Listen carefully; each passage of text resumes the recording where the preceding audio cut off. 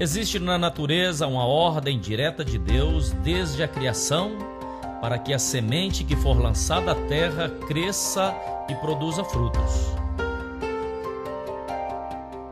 Assim acontece também com todo ser humano: crescer, multiplicar e dar frutos. À medida que as sementes são semeadas, elas crescem e se multiplicam, repondo a que foi plantada e ainda trazendo novos frutos. Todo aquele que não reconhece os seus dons e talentos, pensando que não são tão bons quanto o talento dos outros, estará prendendo as mãos de Deus de agir em favor de sua vida, e isso o faz ficar fora do processo de reconhecimento da imensa bondade de Deus.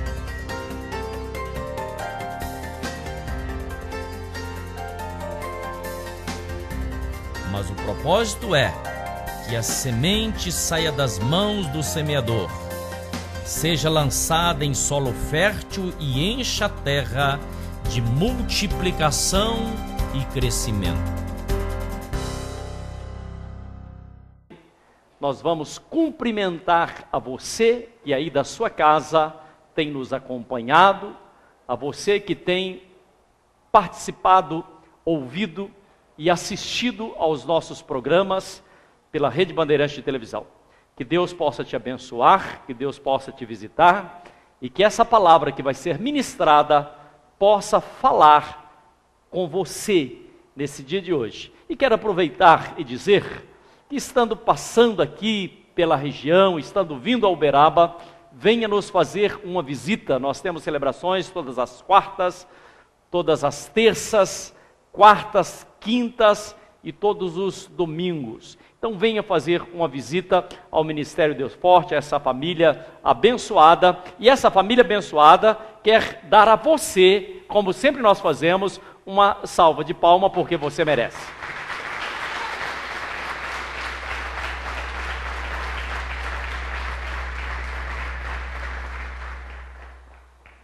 Evangelho de Lucas, capítulo 15, verso de número 11, diz assim: E disse, um certo homem tinha 2 filhos, e o mais moço disse ao pai: Pai, dá-me a parte da fazenda que me pertence, e ele repartiu por eles a fazenda. E poucos dias depois, o filho mais novo, ajuntando tudo, partiu para uma terra longínqua, e ali desperdiçou a sua fazenda, vivendo dissolutamente.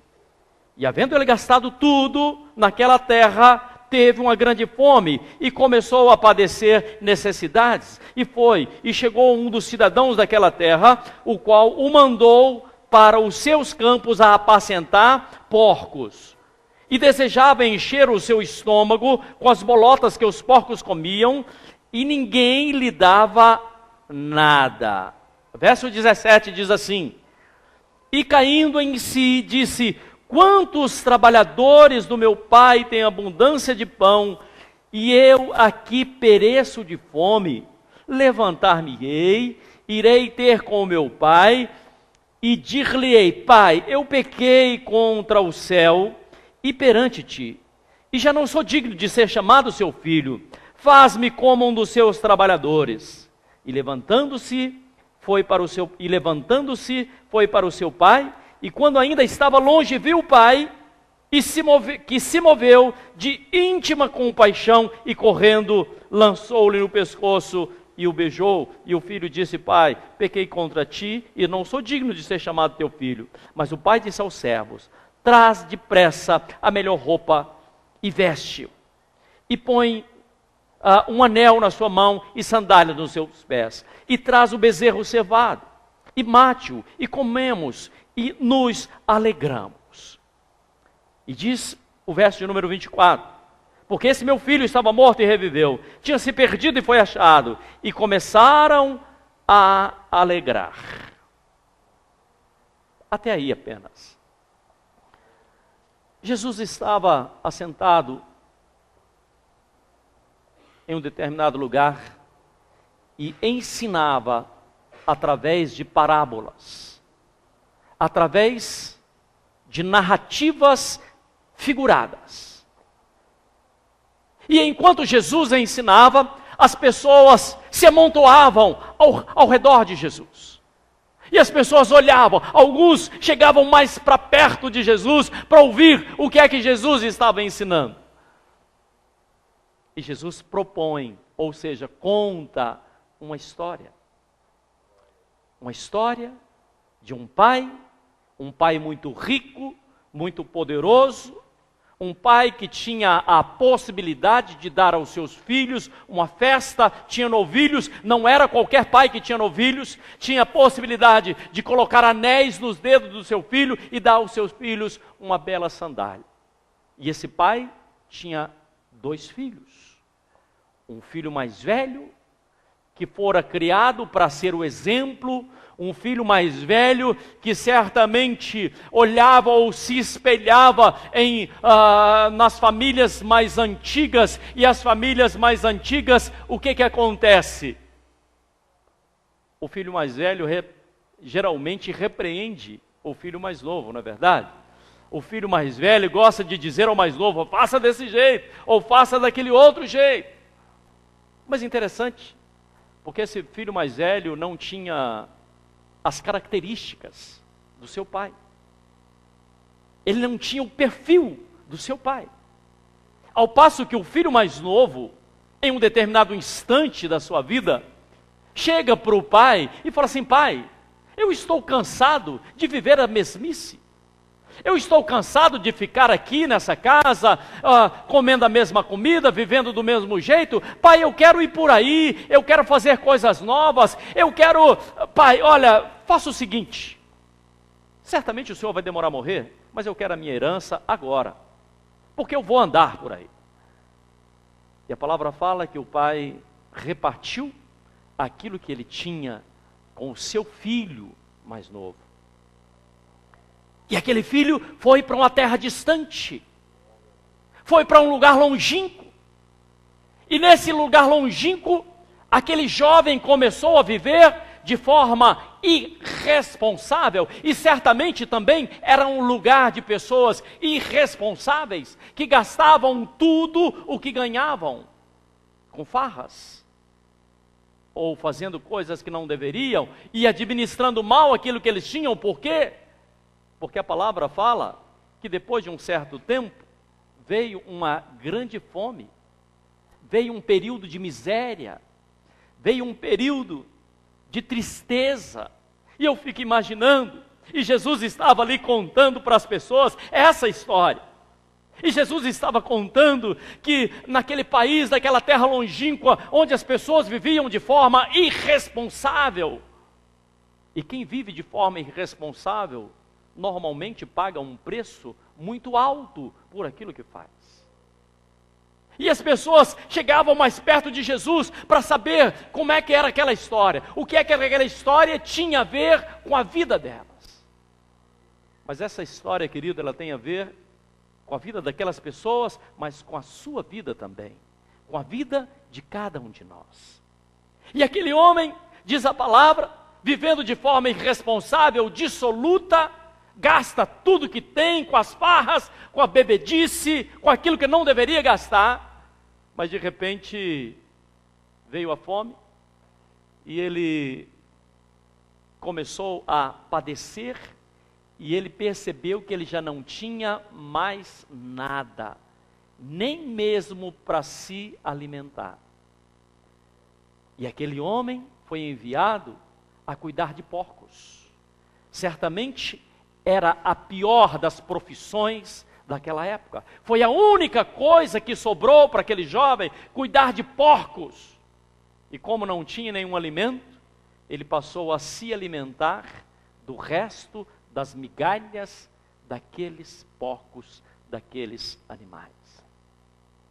Sabe, queridos, às vezes a gente fica perguntando por que é que Deus permite que as pessoas passem por algumas situações.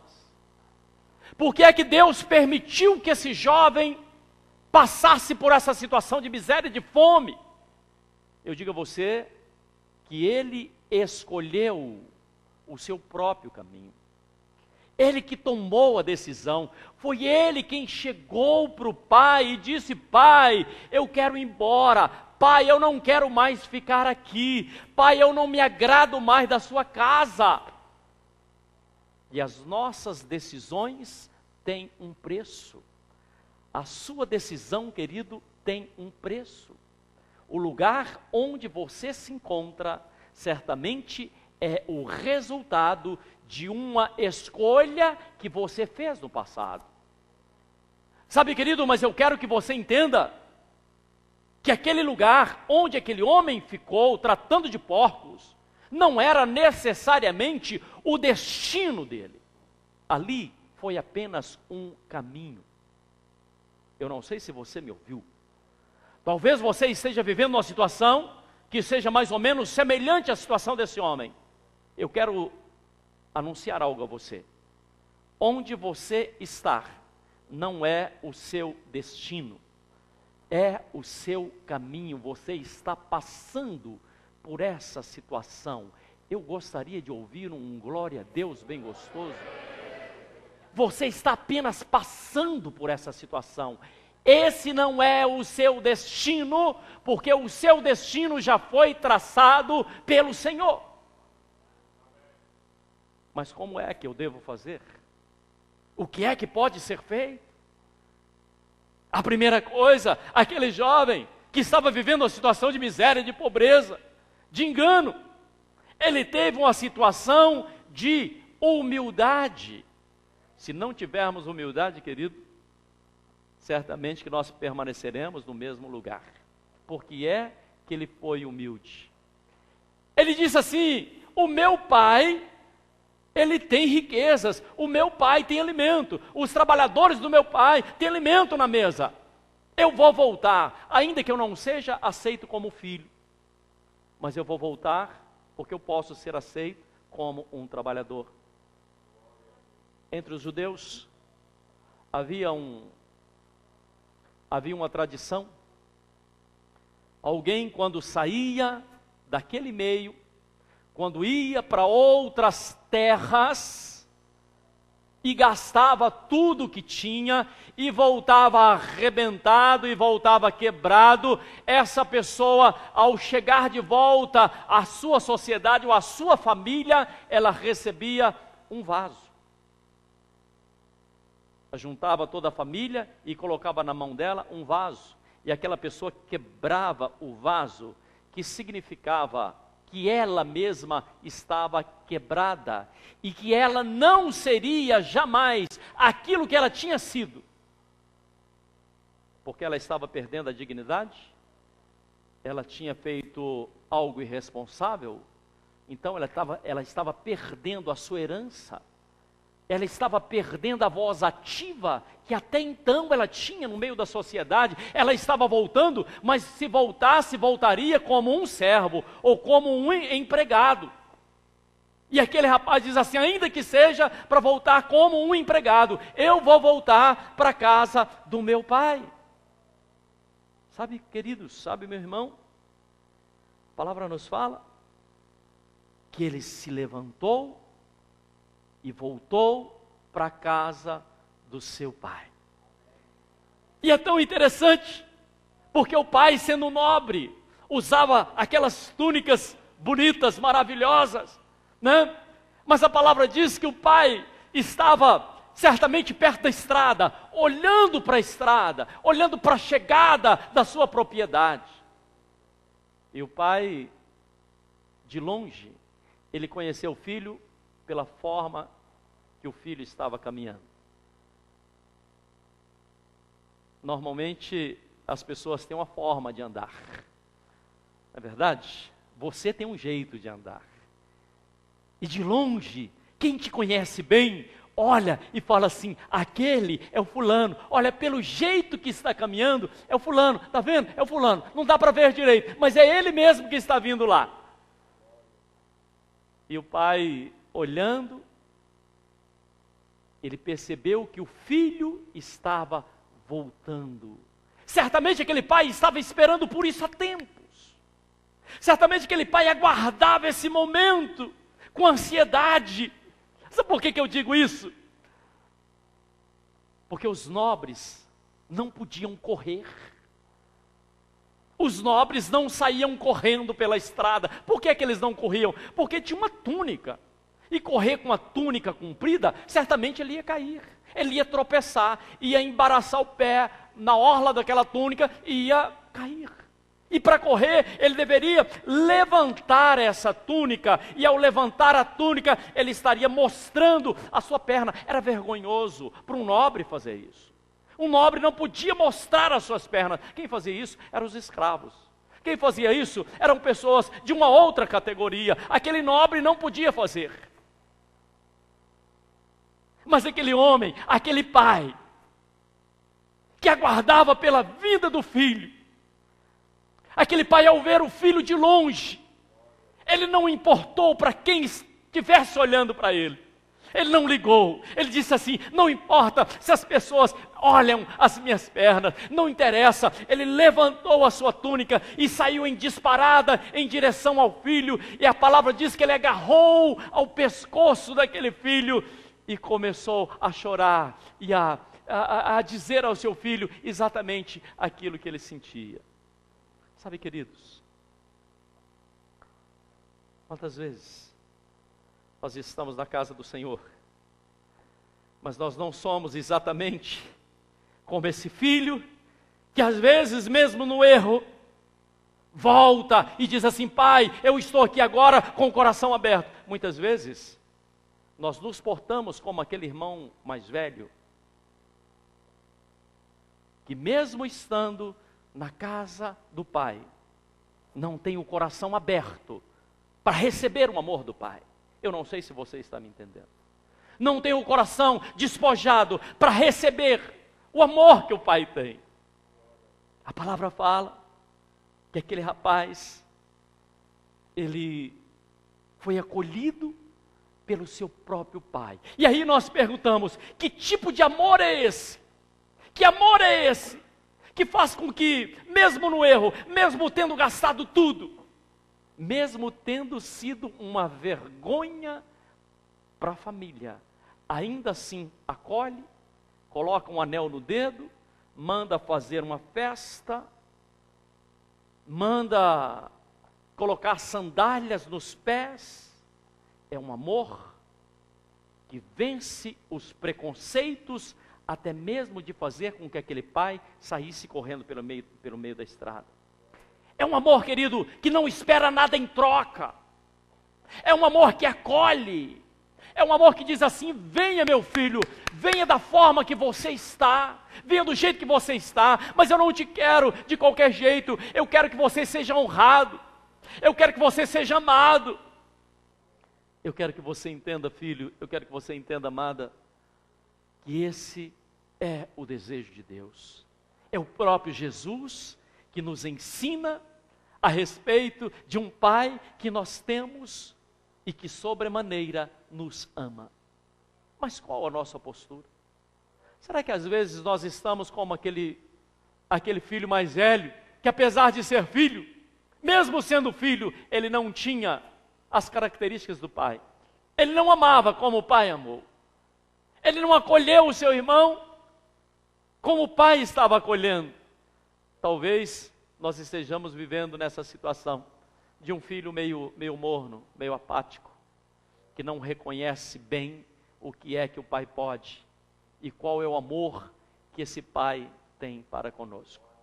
Sabe, queridos, que você possa, ao meditar nessa palavra, que você possa ter uma convicção profunda, no mais íntimo da sua alma, que Deus te ama. Quebre essa barreira, quebre essa mentira que você não é amado. Quebre essa mentira que você não tem ninguém que te ama, que ninguém te acolhe. Você tem um Deus que te ama, e a palavra diz que ainda que a sua mãe que te amamentou, ainda que se todos te desprezarem, ainda que você tenha cometido todos os delitos, ainda que você tenha cometido todos os pecados, existe uma nova possibilidade. Eu não sei se você me ouviu. Existe um novo jeito, uma nova possibilidade para a sua vida. Será que você pode falar para quem está do seu lado? Tem jeito para você.